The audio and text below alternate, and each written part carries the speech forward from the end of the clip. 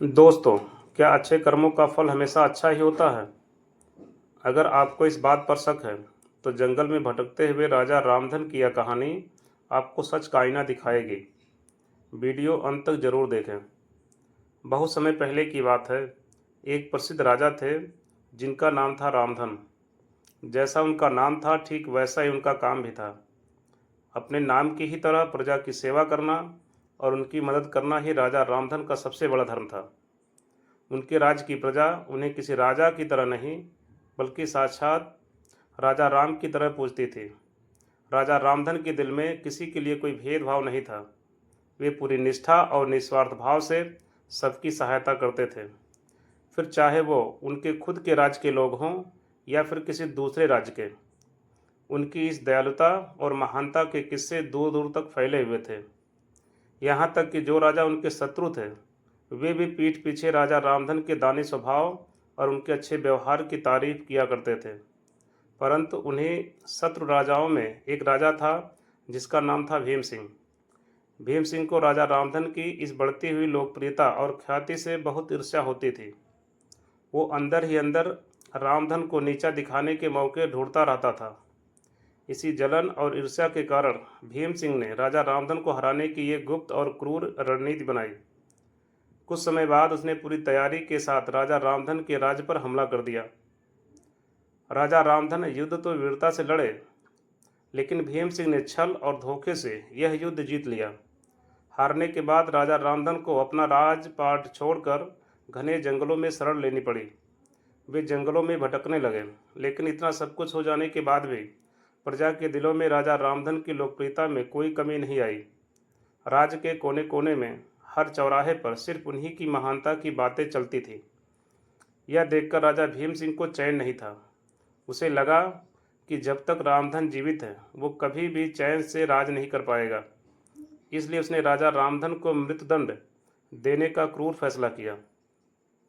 भीम सिंह ने पूरे राज्य में ढिढोरा पिटवाकर ऐलान करवा दिया कि जो कोई भी राजा रामधन को पकड़कर मेरे सामने लाएगा, उसे इनाम के रूप में 100 सोने की दिनारें दी जाएंगी। दूसरी तरफ इन सब बातों से बेखबर राजा रामधन जंगल में दिन काट रहे थे। एक दिन जब वे जंगल के रास्ते से गुजर रहे थे, तो उन्हें एक थका हारा और परेशान राहगीर मिला। राजा रामधन की वेशभूषा इस समय आम लोगों जैसी थी। उस राहगीर ने रामधन को देखा और ठहरकर पूछा, भाई, तुम इसी जगह के रहने वाले लगते हो। क्या मुझे राजा रामधन के राज्य की तरफ जाने का रास्ता बता सकते हो? राजा रामधन ने बड़े शांत भाव से पूछा, हाँ भाई, रास्ता तो यही है, पर तुम यह बताओ कि तुम्हें इस समय राजा से क्या काम है। यह सुनते ही राहगीर की आंखों में आंसू आ गए। उसने भर्राई हुई आवाज़ में कहा, क्या बताऊं भाई, मेरे इकलौते बेटे की तबीयत बहुत ख़राब है। उसके इलाज में मेरा घर बार, सारा धन, सब कुछ चला गया। अब मेरे पास एक कौड़ी भी नहीं बची। मैंने सुना है कि राजा रामधन बहुत दयालु हैं और वे हर ज़रूरतमंद की मदद करते हैं। बस यही सोचकर उनके पास अपनी झोली फैलाने जा रहा हूँ कि शायद मेरे बच्चे की जान बच जाए। राहगीर की यह बेबसी और दर्द भरी दास्तान सुनकर राजा रामधन का दिल पिघल गया। उन्होंने एक पल के लिए भी अपनी जान की परवाह नहीं की। उन्होंने मुस्कुराकर उस राहगीर से कहा, मित्र, तुम परेशान मत हो। चलो, मैं तुम्हें राजा रामधन के पास लेकर चलता हूँ।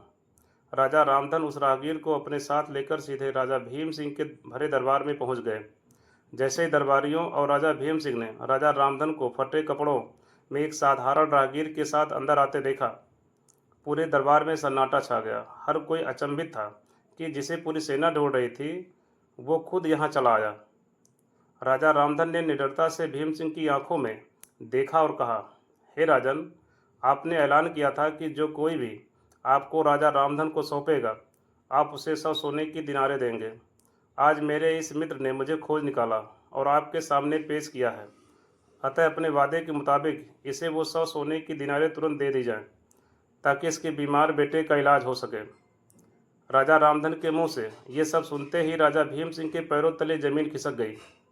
दरबार में बैठे हर शख्स की आंखें नम हो गईं। भीम सिंह को अंदर तक यह एहसास हो गया कि राजा रामधन सचमुच कितने महान और दानी हैं। जिस इंसान को अपनी मौत के सामने भी सिर्फ एक गरीब की जान बचाने की फिक्र हो, उसे भला कोई कैसे हरा सकता है। भीम सिंह का अहंकार चूर चूर हो गया और उसका हृदय परिवर्तन हो गया। उसने तुरंत सिंहासन से उतरकर अपनी गलती स्वीकार की और राजा रामधन के सामने सिर झुका दिया। भीम सिंह ने न सिर्फ उस राहगीर को 100 सोने की दिनारें दी, बल्कि राजा रामधन को उनका पूरा राज ससम्मान वापस लौटा दिया। साथ ही उसने यह भी कसम खाई कि वह जीवन भर राजा रामधन के दिखाए गए धर्म और भलाई के रास्ते पर ही चलेगा। कहानी की सीख। इस कहानी से हमें यह सीख मिलती है कि इंसान को हमेशा अपने कर्मों का ख्याल रखना चाहिए। यदि आप निस्वार्थ भाव से दूसरों का अच्छा करते हैं तो चाहे कितनी भी मुश्किलें आ जाएं, अंत में आपके साथ भी अच्छा ही होता है। अच्छे कर्मों की ताकत इंसान को हर परिस्थिति में अमर और विजयी बना देती है। धन्यवाद।